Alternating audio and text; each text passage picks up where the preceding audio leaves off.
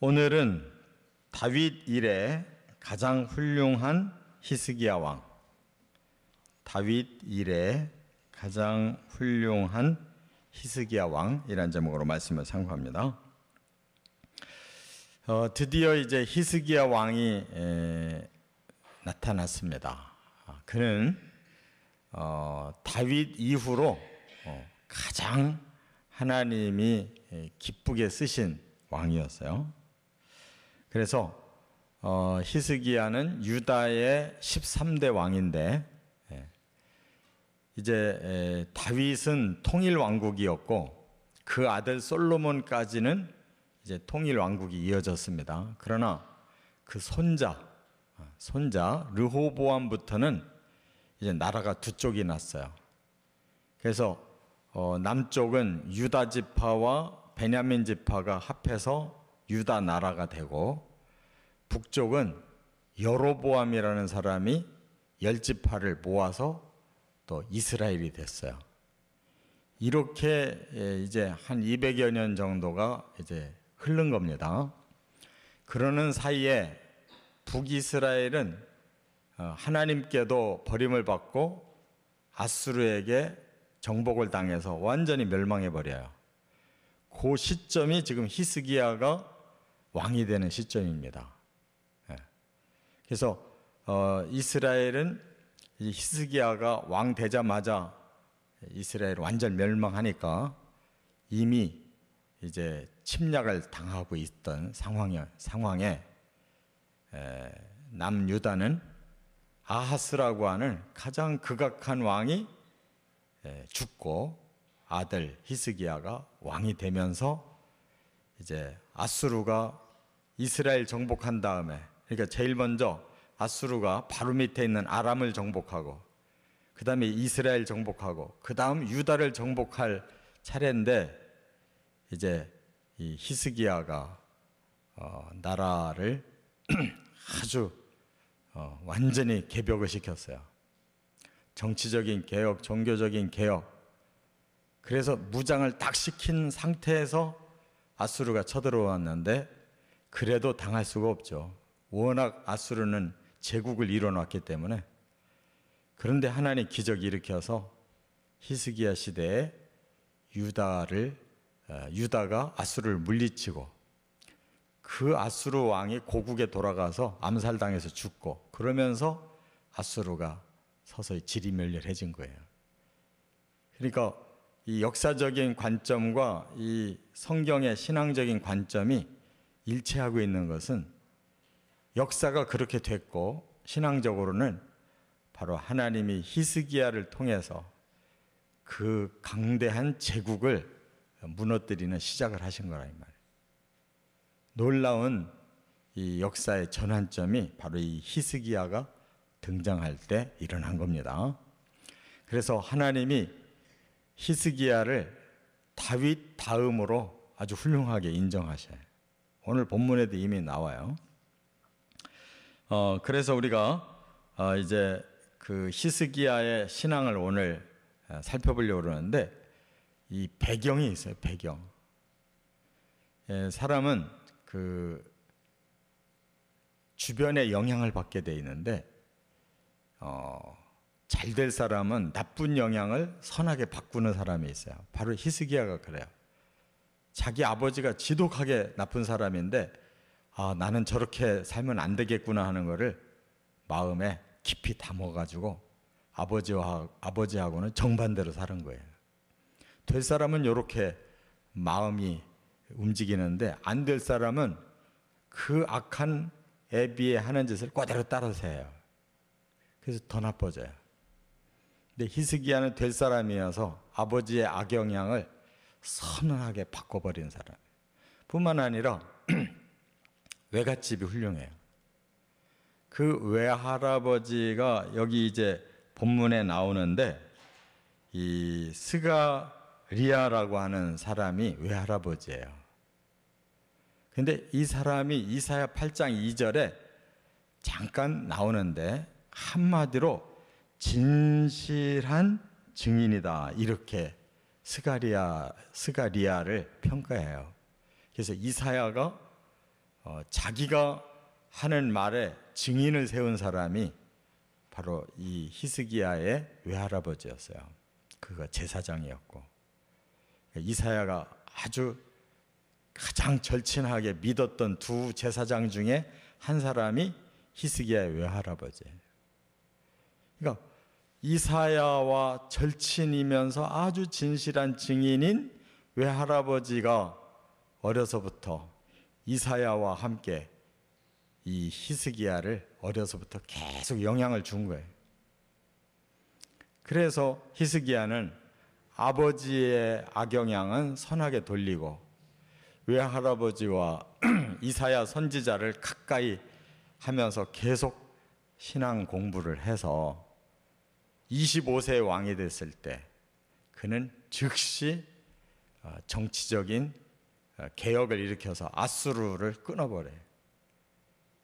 아하스는 아수르에게 조공바치면서 빌었는데 그 아들 히스기야는 아수르를 그대로 대적해버려요. 그래서 이제 결국은 아수르를 벗어나는 하나님의 축복을 받죠.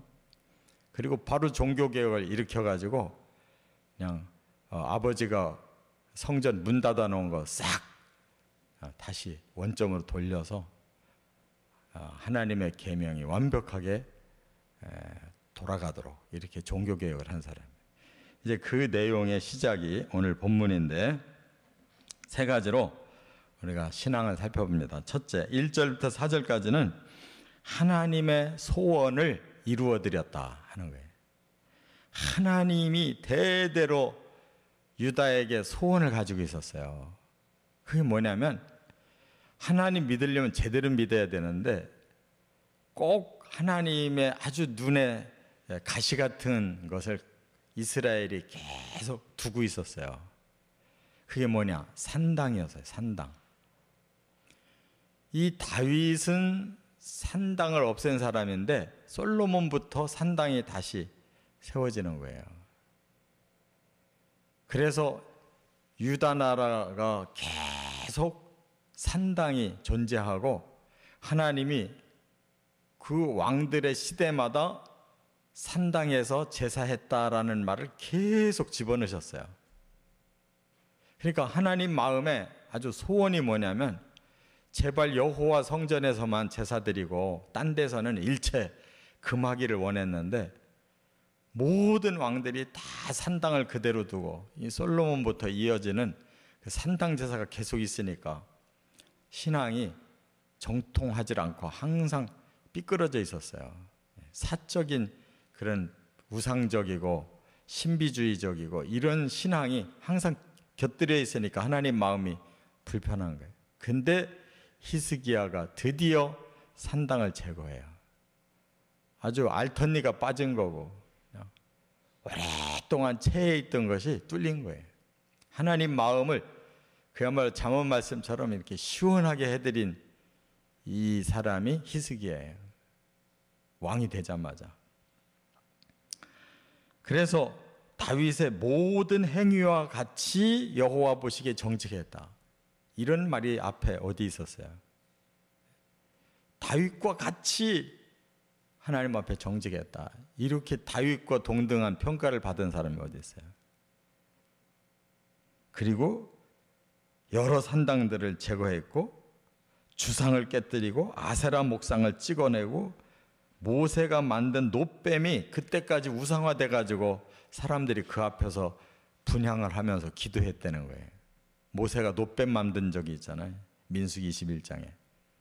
그래서 뱀에게 물려 죽는 사람들을 그걸 쳐다보게 해가지고 살렸잖아요. 그러니까 아주 유명해진 거죠. 놋뱀이. 그게 800년이 지난 지금까지도 이 시대까지도 우상처럼 섬겼다는 거예요. 그런데 그거를 이제 놋뱀을 부수고서 이름을 느후스단이라고 붙였어요. 그 말은 뭐냐면 놋뱀이라는 거는요 그 우상과 같은 거예요. 그래서 이방 나라들이 이 뱀을 신으로 섬겨요. 그러니까 놋뱀은 신이 아니잖아요. 뱀에게 물렸기 때문에 놋뱀을 쳐다보면 사는 구원의 조건으로 제시한 건데 예수님의 십자가를 예표한 거거든요. 그런데 그 당시에 우상을 섬기는 나라들은 다 뱀을 신으로 섬긴단 말이에요. 왜냐하면 사탄에게 다 속은 사람들이라. 사탄이 신이 돼버리는 거예요. 그래서 히스기야는 그 정체를 알고 이건 놋이다, 놋 조각이다, 이렇게 느후스단이라고 이름을 바꿔버려요. 신이 아니라 이것은 놋 조각일 뿐이다 라고 정의를 다시 내려서 아주 모든 잘못된 그런 신앙을 싹 제거해버렸다 그 말이에요. 그러니까 하나님의 소원이 이루어지는 거예요. 우리 마음속에도 우상적인 거를 버려야 돼요. 하나님 믿는다고 하면서도 자기가 주인이 되고 하나님 필요할 때만 찾고, 그 자아가 다 우상이에요. 사람들이 자기가 최고예요. 자기 생각대로 살면서 필요할 때 하나님께 기도하고 안 해주면 하나님께 원망하고 아주 편리하게 살아요. 왜냐하면 자아가 우상이 되어 있기 때문에. 자아를 하나님 밑에 꿇어 엎드리게 만들어야 올바른 신앙인 줄 믿습니다. 두 번째, 5절에 보면 하나님을 의지했다 그랬는데, 의지했다라는 말은 다른 말로 하면 철저히 하나님 믿었다는 뜻이에요. 믿음이 그렇게 좋았다 그 말이에요. 그래서 전후 유다 여러 왕 중에 그러한 자가 없었다 이렇게 평가를 했는데, 다윗이 하나님이 왜 그렇게 좋아하셨냐면 믿음이 좋았거든요. 그냥 언제 어디서나 마음에 변함이 없이 하나님을 철저히 믿고 신뢰했어요. 그래서 사울에 의해서 피난을 다니면서도 하나님께 자기 행동을 어떻게 하려고 기도해 본 사람이에요. 제가 도망가야 됩니까? 여기 있어야 됩니까? 그것까지 물어봤어요.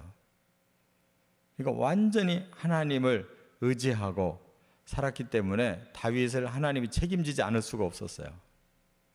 그런데 히스기야도 그렇게 하나님을 철저히 의지하는 믿음을 가졌다는 거예요. 그렇기 때문에 아수르가 공격해 올 때 그는 이사야와 함께 기도만 했어요.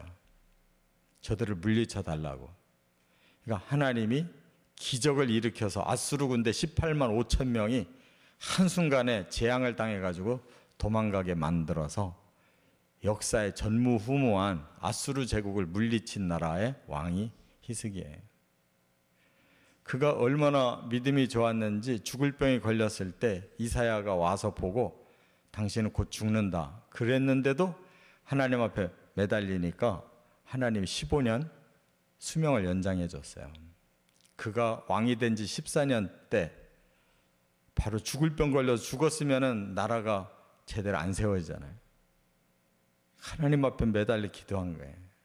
자기가 이 사명을 더 잘 감당하게 하나님 살려달라고. 그래서 14년째 그랬는데 15년을 더 살려서 29년간 왕을 했으니까 기도로 병났고 더 오래 왕노릇한 거예요. 이런 체험이 어디서 나와요? 철저한 믿음에서 나오는 거예요. 하나님을 조금 더 의심 없이 철저하게 믿고 맡기니까 이런 역사가 일어난 줄 믿습니다. 끝으로 세 번째 6절 7절에 보면 하나님과 연합했다 그랬어요. 연합이라는 말이 중요해요. 이게 한자로도 잇는다, 이을 연자에 잇달 연자에다가 합할 합자에, 그러니까 항상 하나님께 연결이 되고 하나님 쪽으로 합하려고 하는 사람이 연합이라는 거예요. 그래서 원어도 마찬가지로 이 타바크라고 그러는데 매달린다는 뜻이에요. 매달린다. 늘 하나님께 매달리는 거예요. 그게 연합이에요. 자기가 하나님을 이용하는 게 아니라 하나님께 맨날 매달리고 하나님을 붙들고 이렇게 하나님 편에서 살으려고 했다는 거예요. 이 순종. 그렇게 했기 때문에 여기 본문에 뭐라고 그러세요? 떠나지 아니하고 계명을 지켰다. 하나님 떠난 적이 없대요. 그리고 하나님 순종하는 방법은 말씀을 그대로 지키고 사는 게 순종하는 방법이잖아요. 이 신앙을 연합의 신앙이라 이렇게 표현했어요. 그렇기 때문에 하나님께 매달리고 하나님 뜻을 순종만 하고 계속 따라오니까 하나님이 그를 함께 해주시고 어디로 가든지 형통케 하셨다 그래요. 지독하게 잘 따라다니면 개도 사랑받아요. 먹을 거 더 주고 더 사랑해 주잖아요. 하나님을 지독하게 따라다니고 하나님께 순종하면 하나님이 그를 책임지지 않을 수가 없잖아요. 함께 해주시고 어디로 가든지 하나님 책임지고 그를 형통하게 만들어 가시더라. 이게 히스기야예요. 그래서 우리가 그동안 많은 말씀 배웠는데 오늘 말씀이 제일 직접 주신 교훈이잖아요. 어떻게 신앙생활을 해야 되는가. 세 가지. 하나님의 마음을 잘 들여다보고 하나님이 정말 원하시는 거 해드리면 돼요. 또 하나님 철저하게 믿고 하나님 철저하게 순종하면 되는 거예요. 이렇게 살아가시고 승리하시기를 주의 이름으로 축원합니다.